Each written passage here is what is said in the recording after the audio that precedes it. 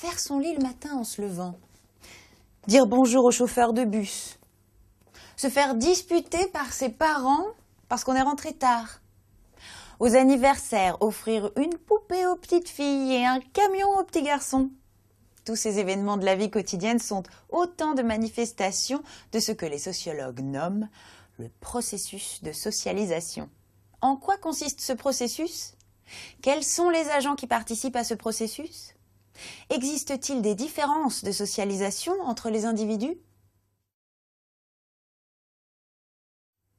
On peut envisager ce processus sous différents angles, mais commençons par en donner une définition générale. On appelle socialisation le processus par lequel un individu va faire l'apprentissage des normes, des valeurs, des rapports sociaux et des croyances qui lui permettront d'être intégré au sein d'un groupe social et d'une société. On parle de processus car cet apprentissage intervient tout au long de la vie de l'individu. Il démarre avec l'éducation reçue dans l'enfance et se poursuit à l'âge adulte.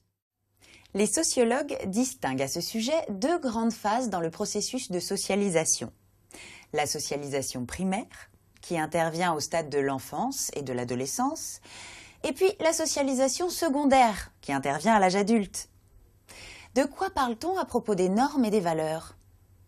Les normes sont les limites fixées aux individus dans leur comportement par le groupe social, ce qui est accepté et surtout ce qui ne l'est pas.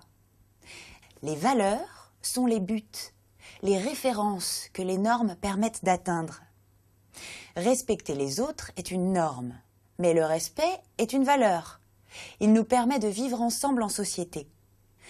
La socialisation peut être envisagée de plusieurs façons différentes. Ainsi, dans un premier temps, les sociologues ont souvent considéré la socialisation comme un processus de conditionnement déterministe d'inculcation des normes et des valeurs. L'individu passe ainsi par une phase d'acquisition des normes et des valeurs, puis il les intériorise pour les faire siennes, c'est-à-dire qu'il a le sentiment que ses choix sont dictés par sa conscience, alors qu'ils sont le fruit de ce processus. La socialisation est alors vue comme un processus de reproduction sociale. Mais on peut aussi envisager la socialisation comme un processus d'adaptation ou d'interaction. Dans ce cas, l'individu n'est pas simplement de la pâte à modeler, il peut aussi réagir face à ce processus en s'adaptant en fonction des circonstances, voire même en refusant certaines valeurs ou normes qui lui sont imposées.